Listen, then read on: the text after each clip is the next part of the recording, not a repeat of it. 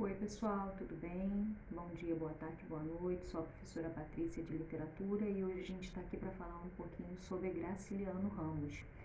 Ele que nasceu em 1892, morreu em 1953, ele foi um escritor e jornalista que pertenceu à segunda fase do modernismo aqui no Brasil, denominada a fase de consolidação, que durou de 1930, essa segunda fase, até 1945. Por que fase de consolidação? Era onde eles tentavam firmar todo o seu ideal literário dentro da nossa, né, literatura brasileira, tá? Segundo ele, né, ele tinha uma frase que ele dizia que os modernistas brasileiros, confundindo o ambiente literário do país com a academia, traçavam linhas divisórias rígidas, né, mas arbitrárias, entre o bom e o mal. E querendo destruir tudo o que ficara para trás, condenaram por ignorância ou safadeza muita coisa que merecia ser salva. Então essa era uma fala dele com relação, né, a outros artistas dessa época. Ele era filho de Sebastião Ramos de Oliveira e Maria Amélia Ferro Ramos. Graciliano nasceu no município alagoano de Quebrangulo, no dia 27 de outubro de 1892. Ele tinha filho de uma família de classe média. Graciliano era o filho mais velho, né, o primogênito, de 16 filhos, tá? Então ele tinha 15 irmãos. Viveu em diversas cidades do Nordeste brasileiro, como Viçosa em Alagoas, Palmeira dos Índios em Alagoas, Maceió e Buíque, em Pernambuco. Ele teve uma infância muito difícil, assinalada por dificuldades na relação com seus pais, que eram bastante rígidos e frios também, com 15, né, com 16 filhos, era meio complicado dar atenção e carinho para todos. Ele estudou no internato, né, de Viçosa. Em 1904 ele publicou no jornal da escola O Dilúculo, a sua primeira obra, o conto, né, O Pequeno Pedinte. E no ano seguinte ele passou a viver em Maceió, onde se matriculou no Colégio Interno 15 de Março.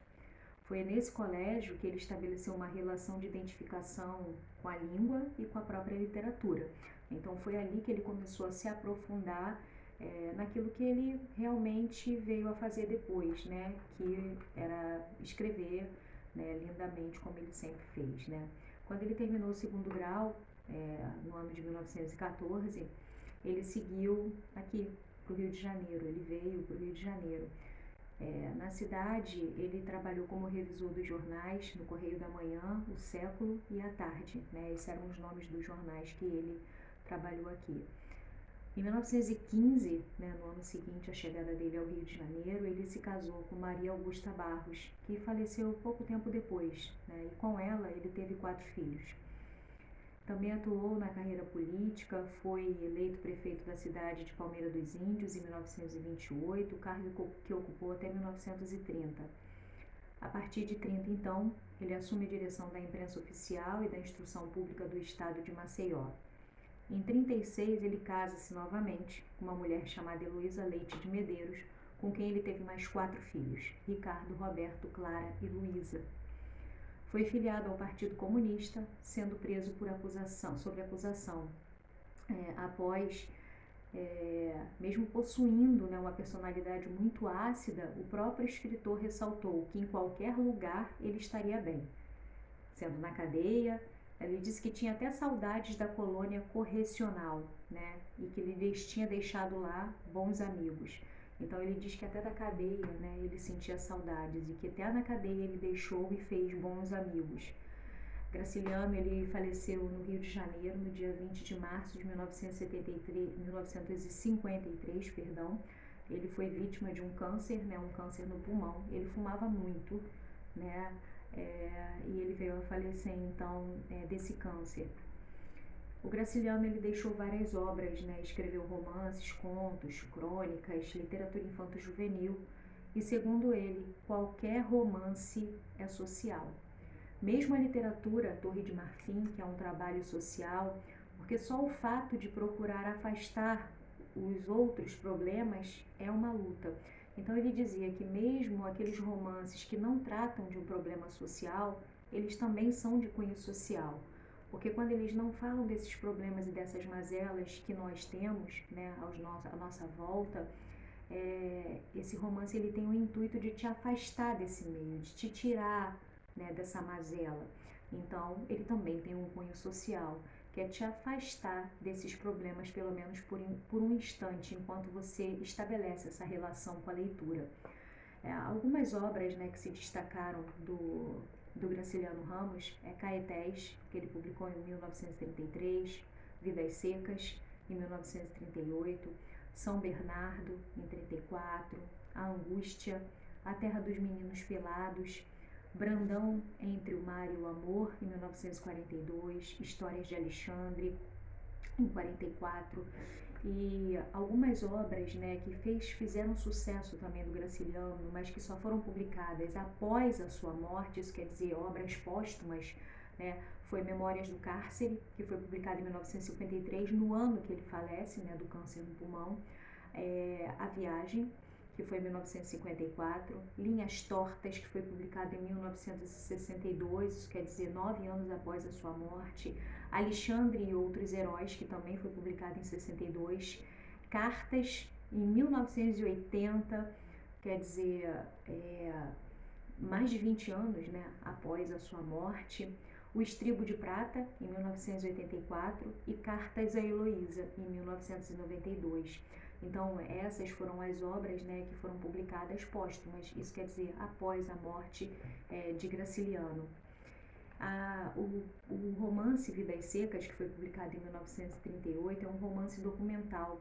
Ele ficou conhecido como sendo a sua obra mais emblemática, né, porque nele o Graciliano Ramos ele retrata a vida de uma família de retirantes com sua cachorra e seu papagaio. A cachorra se chamava Baleia, né? Então ele conta nesse livro Vidas Secas justamente a vida de retirantes nordestinos, né, que tentam sair daqueles lugares onde só tinha mazela e tentavam uma vida nova, né, tentavam buscar uma vida menos angustiante, menos deprimente, menos sofrida, com menos fome, né? Então, nesse romance, o escritor traça a figura do sertanejo, ele explora os temas como miséria, como a seca do Nordeste. Então, é um romance muito rico com relação a tudo que acontecia naquela época e o que, se a gente for analisar, acontece até hoje, né? Dentro desse nosso universo ainda no Brasil.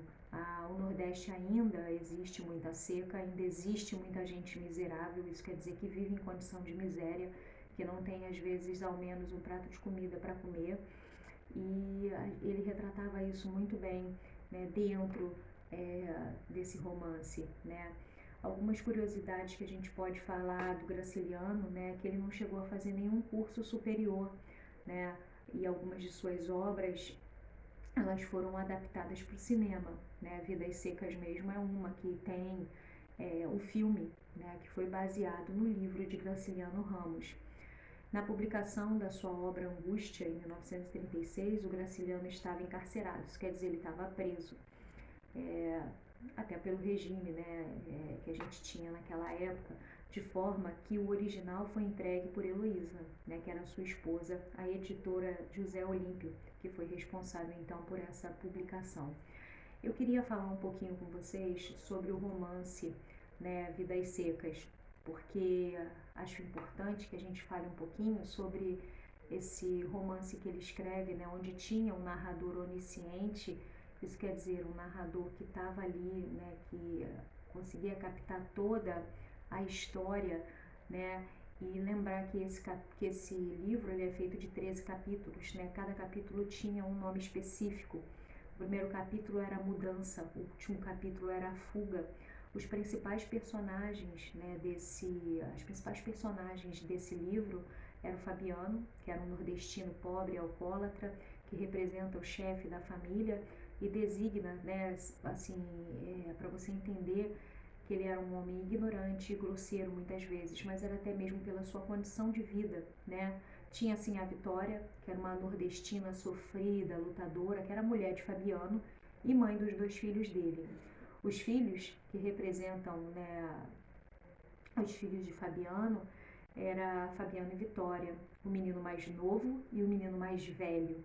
Tal qual seus pais, eles eram pobres e sofridos também porque viviam na mesma miséria que os pais.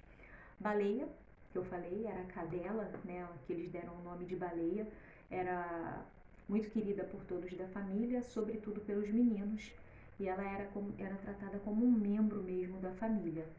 E o patrão, que representa o patrão de Fabiano, que era o explorador, né, o dono da fazenda em que ele trabalhava e que explorava demais aquelas pessoas que ali estavam. Dentro do romance a gente também tinha alguns personagens secundários, né, que surgem apenas em alguns momentos da história, como o soldado amarelo, o seu Inácio, e entre outros personagens, né, que eu estou falando aqui um pouquinho só para aguçar a curiosidade para vocês poderem efetivamente fazerem a leitura desse livro de Graciliano Ramos. Então, Vidas Secas, ele é um profundo retrato da sociedade brasileira e seus problemas sociais, retrata esses problemas sociais. Graciliano Ramos, nesse livro, ele traça uma crítica, né, social, retratando a dificuldade encontrada por uma família pobre de retirantes. Eles têm que conviver constantemente com a miséria, com a seca que assola o sertão nordestino, né? E aí Fabiano e Sinhá Vitória, que é um casal simples, né, pais de 2 filhos, o mais novo e o mais velho, eles não definem nomes, né? Nenhum nome é mencionado durante toda a história para essas 2 crianças, era o filho mais novo, né, e o mais velho. E mesmo convivendo com a miséria, eles eram crianças que possuíam sonhos. Então, independente, né, de toda a miséria, de toda a mazela que eles vivenciavam, eles ainda assim possuíam sonhos de algo melhor. O filho mais velho, era muito curioso e o mais novo ansiava por fazer algo muito importante na sua vida, né? Ele queria muito que todos ficassem orgulhosos dele. E a baleia, que é a cadela, que tem esse nome, né, fazendo uma referência a um animal aquático, porque a baleia era uma referência, um contraste à seca, né? Então, eles passavam muita fome e sede, né? A seca no Nordeste é latente. Então, eles colocam o nome da cachorra de baleia fazendo uma alusão à água, né? Então, ela era muito adorada pelos meninos, né? E no decorrer de toda a história, a cadela acaba adoecendo e, por fim, ela morre. E o interessante era notar que a baleia, para eles, era considerada mesmo um ser humano, né? Alguém que fazia parte da família. Então, vale a pena lembrar que essa obra, muitas vezes, ela não possui diálogo, né? O Fabiano era muito ignorante, tem dificuldade de expressar o que ele pensava através das palavras e muitas vezes ele prefere ficar quieto. A sua mulher, assim, a Vitória, ela era uma lutadora que buscava melhorar muito a situação, sendo menos ignorante um pouco do que o marido e que a admira muito, né? Quando a família encontra um lugar para descansar, né, do sol, né, que estava escaldando, eles se deparam com o dono da terra, que era, né, e que seria o patrão de Fabiano. Ele permanece no local com a sua família, trabalha como vaqueiro na fazenda, mas ele é preso injustamente pelo soldado amarelo. É o momento em que ele reflete sobre sua vida e sobre a sua condição. Esse romance ele é repleto de pequenas felicidades dentro da família de retirantes, mesmo sendo muito pobres, muito humildes, né, eles acabam tendo pequenas alegrias, como nós. Ninguém é feliz o tempo inteiro, mas a nossa vida, se a gente for parar para observar, ela tem pequenas nuances de alegria, é isso que nos motiva todos os dias. No entanto, né, os problemas sociais e esses personagens, eles permeiam toda a obra. Então, o problema social o tempo inteiro ele permanece ali na obra, permanece na obra, fazendo duras críticas sociais a todo esse enredo que acontece no sertão nordestino, a essas famílias que até hoje existem, né, e que é muito latente ainda. Então, o sonho do sofrimento acabar permanece em todos naquela família, né? A esperança de encontrar melhores oportunidades de vida, né, é latente em cada personagem desse romance.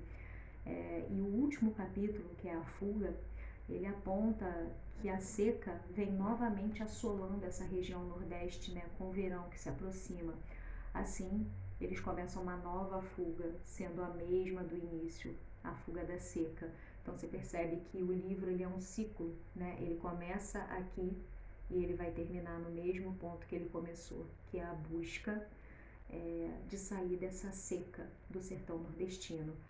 Então, eu falei pequenas coisas, né, pequenas nuances desse livro, para que vocês possam se interessar, né, em fazer a leitura, que é uma leitura muito gratificante e que por várias vezes já caiu no Enem e nos vestibulares. Eu espero ter ajudado vocês e a gente se encontra então numa próxima aula.